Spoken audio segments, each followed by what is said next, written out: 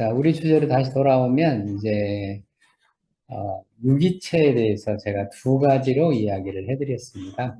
하나는 유기체가 가지고 있는 유기체의 특성에 대해서 얘기를 해드렸고, 또 하나는 유기체가 가지고 있는 구조에 대해서 얘기를 해드렸습니다.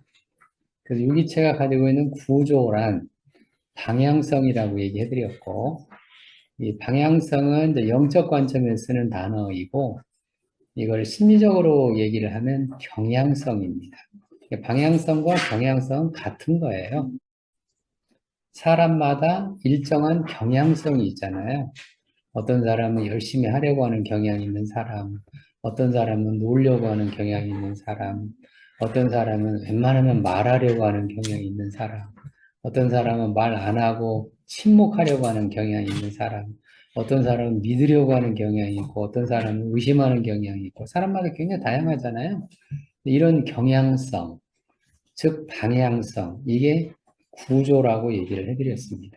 이게 구조예요. 이게 마음의 구조, 심리적 구조는 결국 경향성, 방향성이 마음의 구조고 심리적 구조다. 이렇게 얘기를 해드렸습니다. 그래서 이 구조를 쌓는 기초가 태어나서 몇 살까지라고 했어요? 3살까지다. 3년 기간이 가장 중요한 기간이라고 이야기를 해드렸고, 그 3년이 심리적 구조를 형성하는 기간입니다. 가장 중요한 심리적 구조, 즉 구조의 기초를 놓는 시간이죠. 그 기초를 놓는 시간에 일부에 대해서 얘기한 게 누구냐면 에릭 에릭슨이라고 얘기해드렸습니다. 에릭 에릭슨은 이거를 경험을 통해서 기본적 신뢰, 사람이 신뢰라고 하는 그런 기본을 형성하지 않으면 요 시기에 태어나 3년 사이에 그러면 살아가는데 많은 어려움이 생기게 된다. 많은 증상들이 생기게 된다. 이거를 신뢰라는 측면, 즉 신뢰는 믿음의 경험적 측면이라고 얘기해드렸는데 그 측면으로만 에릭슨은 얘기를 했어요. 한쪽으로만 얘기를 한 거죠. 그래서 제가 믿음에 대해서 세 가지로 얘기해드렸잖아요. 믿음의 소망적 측면도 있고, 믿음의 의지적 측면도 있고, 믿음의 경험적 측면도 있다. 그래서 아예 우리는 처음부터 믿기로 작정할 필요가 있다. 믿기로 작정할 필요가 있다. 특히나 아이들 같은 경우에는 정말 아무짝에도 쓸모가 없잖아요. 기능으로만 얘기하면. 물론 이쁘기도 하고, 귀엽기도 하고, 기대도 되고, 그렇기는 하지만, 이거는 이제 기능적 측면은 아니잖아요. 기능적 측면으로만 얘기하면 애들이 뭐 생산할 수 있는 게 없잖아요. 오히려 애들은 엄청 손이 많이 가는, 그야말로 손 많이 가는 게 애들이잖아요. 그리고 또 손만 가는 게 아니라 엄청나게 많은 비용도 들어가고, 비용만 들어가는 게 아니라 또 마음도 엄청 상하고, 애들 돌보면서 마음이 좀 힘들잖아요. 그런 여러 가지 것들, 쉽게 말해서 많은 투자를 해야 되는 아이들은 그런 대상인데, 그런 대상일수록 뭐가 필요하냐면 믿기가 필요하다. 믿기. 믿어지기, 아이 입장에서는 믿어지기인데, 부모 입장에서는 뭐하기? 믿기가 필요하다. 그러니까 이걸 이제 에릭슨은 이런 거를 이제 부모하고 관계에서 이제 세 가지 컨시스턴시, 일관성이라든가 지속성이라든가 항상성을 통해서 아이가 믿어진다. 이렇게만 얘기를 하잖아요. 그거를 기본적 신뢰라고 얘기를 하는데, 근데 이거를 이제 상호작용 쪽에서 얘기를 안 하는 거죠. 아이의 마음에 필요한 발달 과업이 뭐냐 이쪽으로만 에릭슨은 이야기를 하고 있습니다. 그래서 심리학적인 측면이긴 한데 얘기하고 있지만 이걸 상호작용 측면에서 얘기를 하면 부모는 아이들을 뭐하기? 믿기. 이거는 이제 영적인 주제라고 얘기해 드렸어요.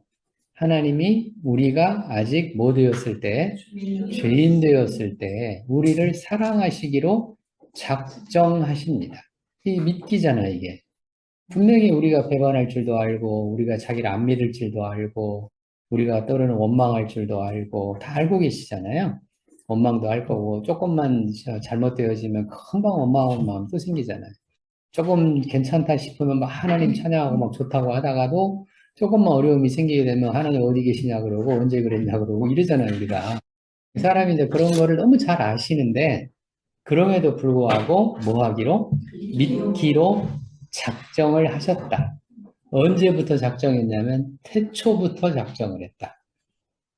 그러니까 하나님이죠. 우리는 태초부터 작정을 못 하잖아요. 우리는. 하나님은 태초부터 그렇게 작정을 해서 그래서 이스라엘 백성을 통해서 구원의 역사를 만들어 가신다.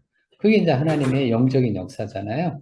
근데 그거를 이제 우리 삶에 부모 자녀 관계에다 적용을 시켜보면 부모는 아이들이 크면서 분명히 배반도 할 거고 불평도 할 거고 거짓말도 할 거고 그럴 거 아니에요? 그리고 조금만 상황이 잘못되면 엄마 탓이라고 그럴 거고 아빠 탓이라고 그럴 거고 그렇게 할 거잖아요. 똑같잖아요. 그럼에도 불구하고 그런 아이들을 우리는 뭐 하기로? 믿기로, 사랑하기로 작정했으며 작정했으며 이게 이제 우리가 지금 이 영적인 주제잖아요. 그렇게 믿기로 작정을 해야 아이 입장에서는 신뢰라는 게 생긴다.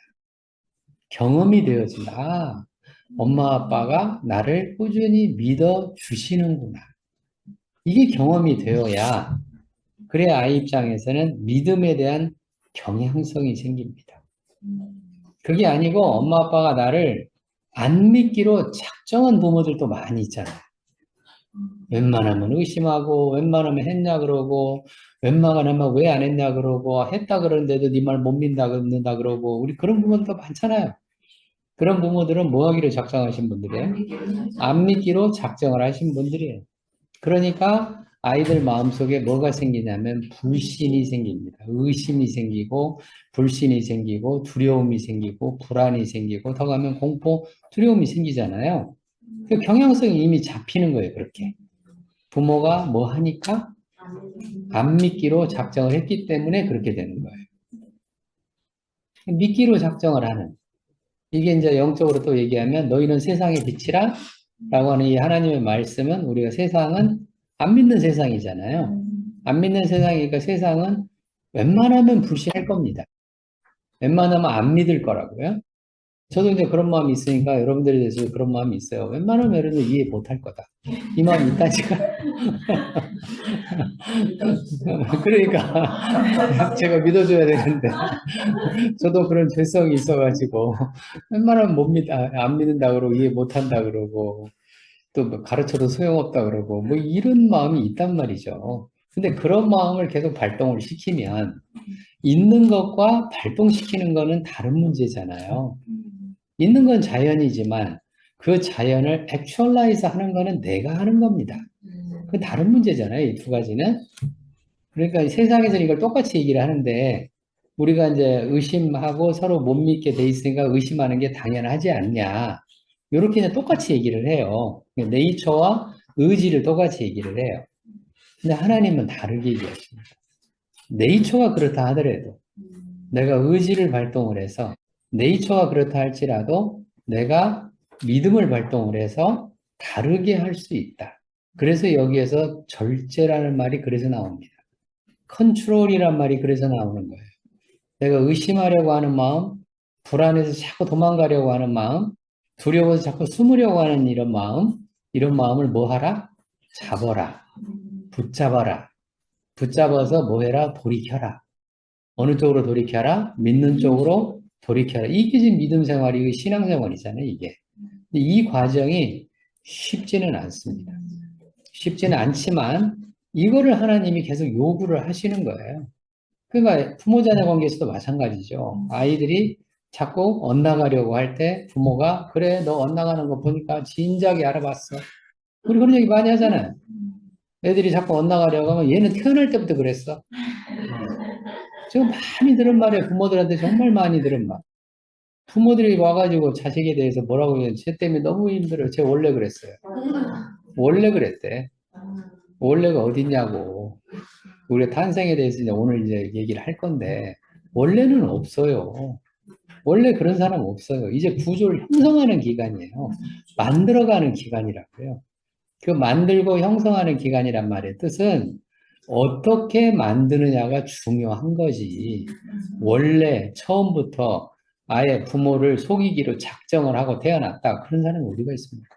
근데 그 말을 네. 듣잖아요. 네. 그러면 그게 중요한 영역이지. 그렇죠. 이게 오히려. 믿음은 들음에서 나니까. 예, 그래서 믿음은 들음에서 나는 거예요. 그래서 뭘 들려주느냐가 중요한 거죠. 뭘 애들한테 뭘 들려주느냐가 중요하잖아요. 그래서 우리가 이제 영적인 측면에서 좀 안 믿기로 작정한 세상에 하나님이 너희는 세상의 빛이다. 그 말은 우리를 믿기로 작정하고 세상에 나간다는 뜻입니다. 사람들이 나를 뭐 할지라도 안 믿고 속일지라도 나는 뭐 할 거야? 믿을 거야. 저 사람의 좋은 점은 있을 거야. 저 사람이 지금은 속여도 저 속임이 언제까지 가겠어? 메뚜기도 한철이지. 속이는 것도 한철이지. 뭐 언제까지나 속이겠어? 하는 이런 마음을 갖는 게 나한테도 좋고 사람들한테도 좋고 세상에게도 좋고 하나님 보시기에 이게 미션이란 얘기예요. 이런 게 미션인 거예요. 미션이라고 하는 게 이렇게 사람들한테 복음을 전해서 교회로 데려오기, 전도 이것도 물론 미션이죠.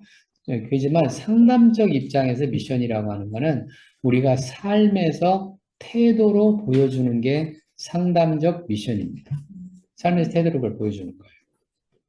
이게 제일 힘든 게 이제 애들이에요, 애들. 부모 자녀 관계에서 애들. 애들이 말 안 듣고, 떼쓰고, 길거리 들어눕고, 그래갖고 사람들한테 막 엄마 창피 주고, 아빠도 막 창피 주고, 이런 거 많잖아요. 막 소리 지르면서 울면서 막 그러잖아요. 그럴 때, 그런 애들을 어떻게 하면 내가 믿음의 아이로 키울 건가. 이게 이제 부모 입장에서는 가장 중요한 미션입니다. 삶의 미션이죠, 이게. 그래야만 우리 마음속에 믿음이라는 구조가 생긴다. 그 믿음이라는 구조를 태어나서 3년 사이에 형성하는데 실패를 하면 가장 큰 실패를 하는 거예요. 인생에 있어서 가장 큰 실패가 그 실패입니다. 그래서 우리는 이제 믿음이라는 구조를 어떻게 만들 건가?